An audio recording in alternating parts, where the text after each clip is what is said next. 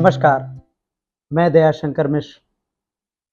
हम अपने इस चैनल पर लोकतंत्र, संविधान और नागरिक मूल्यों, नागरिक अधिकारों पर लगातार बात करते रहते हैं। आज का विषय कुछ अलग है और हमारे नागरिक होने से सीधे सीधे रूप में जुड़ा हुआ है। आप में से बहुत से लोगों ने सती प्रथा के बारे में सुना होगा। भारत में एक लंबी परंपरा रही जहां पर पति की मृत्यु हो जाने पर महिलाओं को उनके साथ चिता में बैठकर मरने के लिए मजबूर किया जाता था। कथित प्रथा के नाम पर, कथित रीति रिवाज के नाम पर, और पूरे भारत में हिंदुओं में यह प्रथा अलग अलग रूपों में जारी रही लंबे समय तक। इस प्रथा पर रोक लगाने का काम अंग्रेजी शासनकाल के दौरान 1829 में लॉर्ड विलियम बेटिंग के शासनकाल में किया गया, जब सती होने की पूरी गतिविधि को या उस वक्त के रिवाज को गैर कानूनी घोषित किया गया। 1829 में बंगाल सती रेगुलेशन के तहत इसे कानूनी रूप से प्रतिबंधित कर दिया गया। इस कानून ने सती प्रथा को हत्या के समान अपराध घोषित किया, जो उस वक्त के हिसाब से बेहद जरूरी था।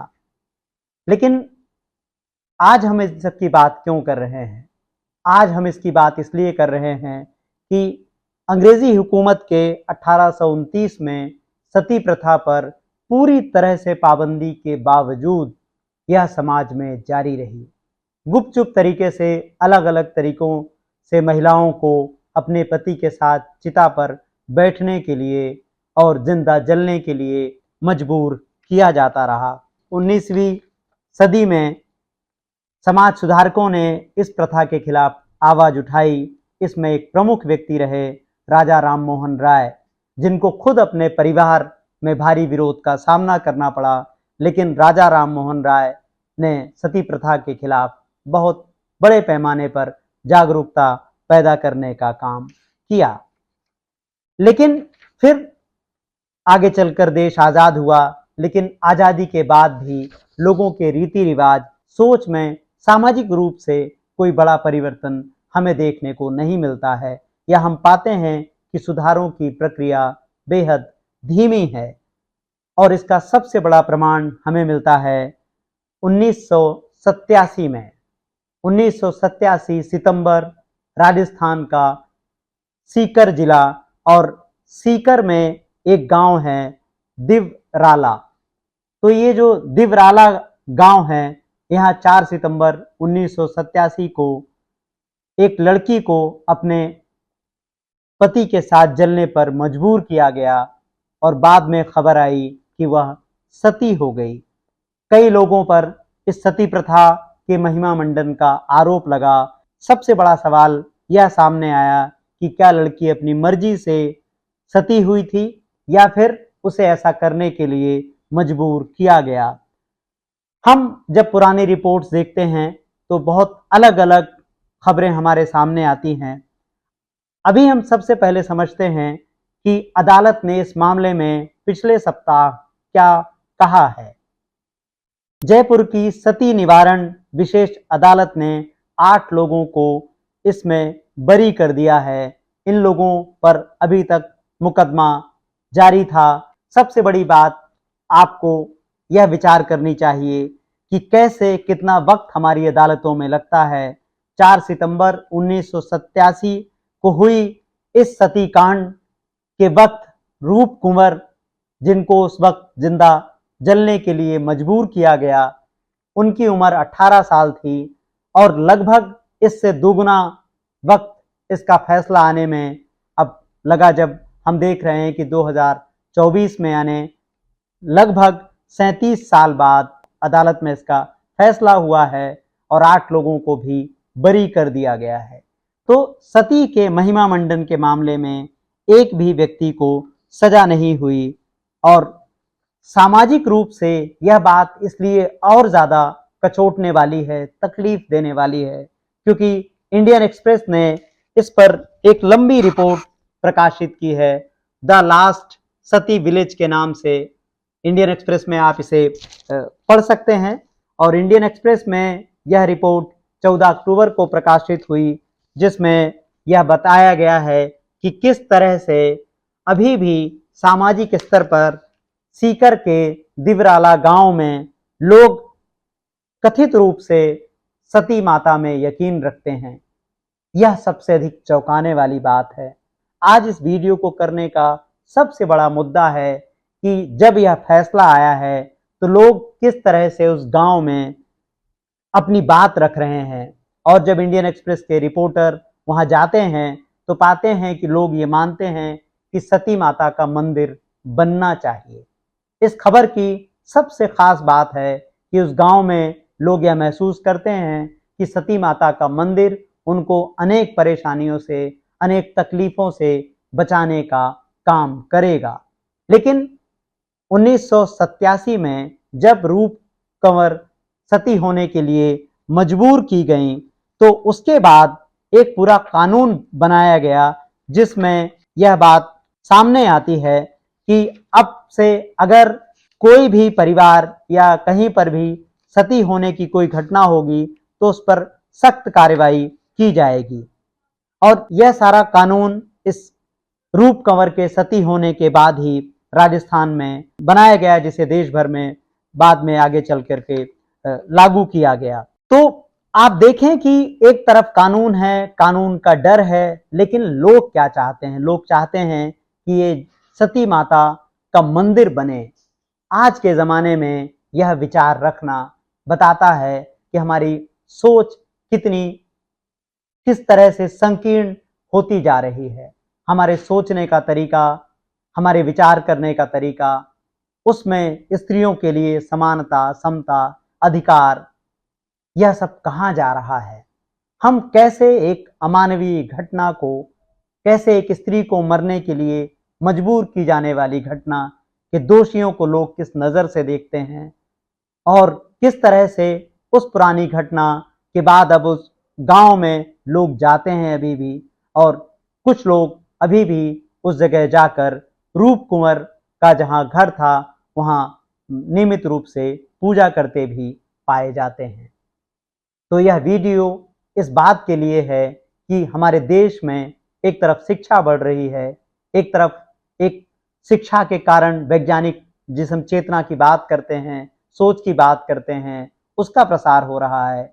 दूसरी तरफ धर्मांधता या सोच के स्तर पर हम कितने दकियानूसी अभी भी बने हुए हैं।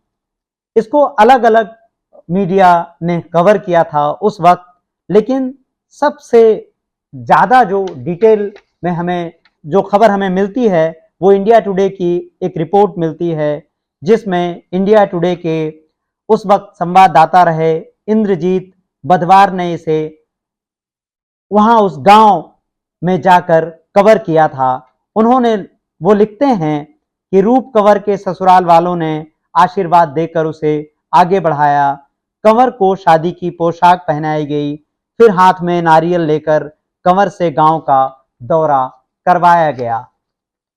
राजपूत शमशान घाट पर सैकड़ों लोग पहले से ही जमा हो गए थे। गांव वालों ने बताया था कि उसने 15 मिनट तक चिता की परिक्रमा की। घटना स्थल पर मौजूद तेज सिंह शेखावत ने बताया था कि जब कंवर काफी देर तक परिक्रमा करती रही तो वहां मौजूद लोगों ने कहा, जल्दी करो, पुलिस आ सकती है। इसके बाद कंवर को चिता पर बैठा दिया गया। कंवर के मृत पति का सिर उसकी गोद में था। अगला हिस्सा आपको व्यथित कर सकता है, थोड़ा ध्यान से सुनिएगा। माल सिंह यानी रूप कंवर के पति के छोटे भाई पुष्पेंद्र की उम्र उस वक्त 15 साल थी। उसने बताया, चिता को आग लगाई थी लेकिन आग लगी नहीं। एक ग्रामीण उसी बात में जोड़ते हैं और इंद्रजीत को बताते हैं कि जलने के दौरान रूप कंवर चिता से गिर गई, उसके पैर झुलस गए थे। इसके बाद वह दर्द से चीखती रही, लेकिन कंवर को वापस चिता पर चढ़ा दिया गया। इस बीच गांव के राजपूत इलाके के लगभग हर घर से घी की बाल्टी लाई गई और धुआं उगलती लकड़ियों पर घी डाला गया जब तक कि उनमें आग नहीं लग गई। गांव के लोगों ने कंवर को सती का रूप दे दिया, मंदिर बनवा दिया। वहां एक बड़ा चुनरी महोत्सव भी किया गया। मीडिया की रिपोर्ट्स बताती हैं और इंडिया टुडे को के जो रिपोर्टर कवर करने गए थे बुधवार, वो आगे लिखते हैं, बताते हैं कि राजपूत समाज के लोगों ने 16 सितंबर 1987 को गांव में चिता स्थल पर चुनरी महोत्सव की घोषणा कर दी। बहुत कम समय में चारों ओर इसकी चर्चा होने लगी। कई संगठनों ने इसका विरोध किया। सोशल वर्कर और वकीलों ने राजस्थान हाई कोर्ट के तब के मुख्य न्यायाधीश जे.एस. वर्मा को चिट्ठी लिखी।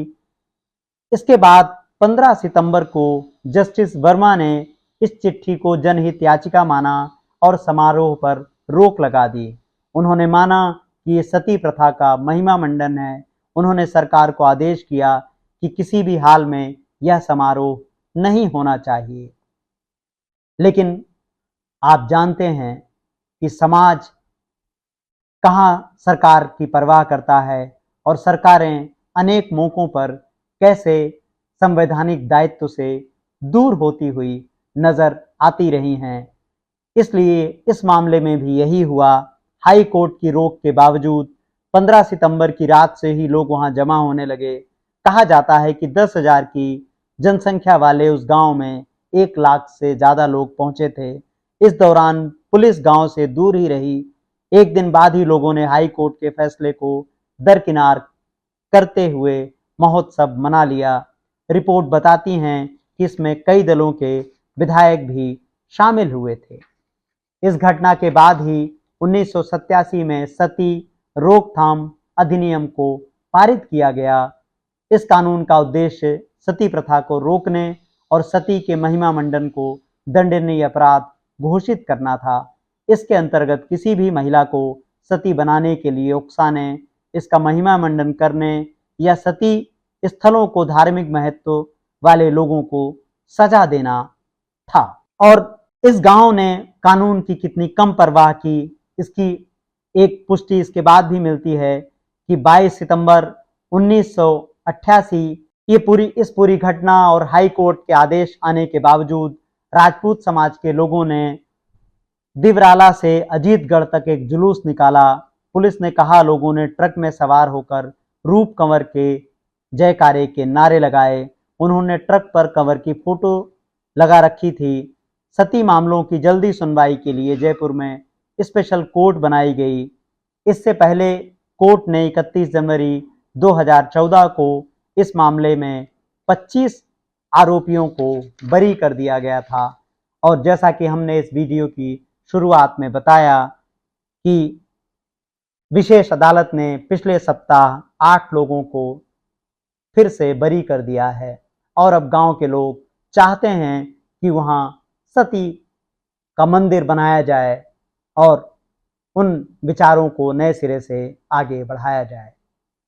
अगर आप राजस्थान से हैं तो विशेष रूप में आपको देखना चाहिए कि वहाँ समाज क्या कर रहा है। आपको यह हमारा वीडियो कैसा लगा, उस पर अपनी टिप्पणी दें। और अगर आप राजस्थान से नहीं हैं, देश के दूसरे किसी भी इलाके से हैं, तो देखने समझने की कोशिश कीजिए कि आपके आसपास भी किस तरह से धर्मांधता को बढ़ावा दिया जा रहा है। पिछले 10 वर्षों में हमने विशेष रूप से लोगों की नागरिक चेतना में गिरावट देखी है और इस तरह के अंधविश्वासों का बढ़ावा देने का काम सरकारें खुद भी करती हुई नजर आती हैं। आज के इस वीडियो में इतना ही। हमारे वीडियोस को लाइक कीजिए, सब्सक्राइब कीजिए और उसे अधिक से अधिक लोगों तक पहुंचाने में हमारी मदद कीजिए। नमस्कार।